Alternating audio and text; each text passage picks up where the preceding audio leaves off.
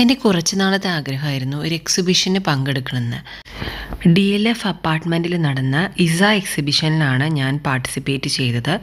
നല്ലൊരു എക്സ്പീരിയൻസ് ആയിരുന്നു കേട്ടോ. കുറേ പേരെ പരിചയപ്പെടാനും കുറേ കാര്യങ്ങൾ അറിയാനും പറ്റി.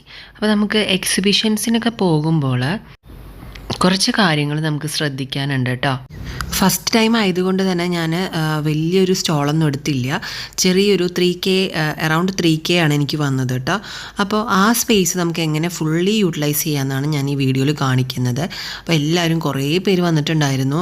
കുറേ ജ്വല്ലറി ഐറ്റംസും ക്യാൻഡിൽസും അതുപോലെ കുറേ ഫുഡ്സ് ഐറ്റംസും അതുപോലെ ഡ്രസ്സും കുട്ടികളുടെ ഡ്രസ്സും അങ്ങനെ എല്ലാതും ഉണ്ടായിരുന്നു കേട്ടോ. ബുക്സ് ഐറ്റംസ് തന്നെ കുറേ ഉണ്ടായിരുന്നു. ഇതാട്ടോ എൻ്റെ സ്റ്റോള്. അപ്പോൾ നിങ്ങൾ കണ്ടില്ലേ എങ്ങനെയാണ് എൻ്റെ സ്പേസ് ഞാൻ യൂട്ടിലൈസ് ചെയ്തതെന്ന്. 3 സ്റ്റാൻഡ് വെച്ചിട്ടുണ്ട്. അതും റൊട്ടേറ്റിംഗ് സ്റ്റാൻഡാണ് കേട്ടോ. വീഡിയോ എടുക്കാൻ സമയം കിട്ടിയില്ലെങ്കിലോ എന്ന് വിചാരിച്ചിട്ട് ഞാൻ ഫസ്റ്റ് തന്നെ വന്ന് വീഡിയോ ആണ് എടുത്തത്. അപ്പോൾ എല്ലാവരും അത് എല്ലാം ഒതുക്കി വെക്കുന്നേ ഉണ്ടായിരുന്നുള്ളൂ. അപ്പോൾ കുറേ ഡ്രസ്സുകളും പല തരത്തിലുള്ള ഡ്രസ്സുകളുണ്ടായിരുന്നു.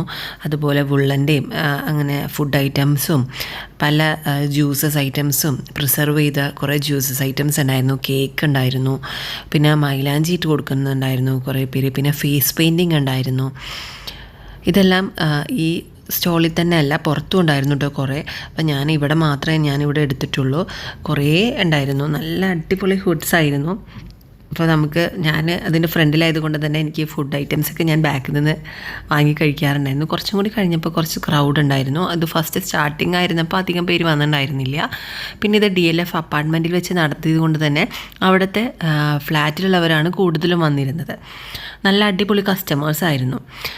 ഇവിടെയാണ് ഞാൻ പറഞ്ഞ ഫേസ് പെയിൻറ്റിങ് ചെയ്യുന്നുണ്ടായിരുന്നത്. നല്ലൊരു എക്സ്പീരിയൻസ് ആയിരുന്നു കേട്ടോ. നമുക്ക് ചിലപ്പോൾ സ്റ്റോളിൽ ചെറിയൊരു ബെഞ്ചായിരിക്കും കിട്ടുന്നുണ്ടാവുക. അപ്പോൾ നമുക്ക് നമ്മുടെ സാധനങ്ങളെല്ലാം അങ്ങനെ കാണുന്ന രീതിയിൽ വെക്കാൻ പറ്റില്ല. അതുകൊണ്ടാണ് ഞാൻ ഈ സ്റ്റാൻഡ് ഉണ്ടാക്കിയത്. എൻ്റെ ഹസ്ബൻഡാട്ടോ ഈ സ്റ്റാൻഡ് ഉണ്ടാക്കിയത്.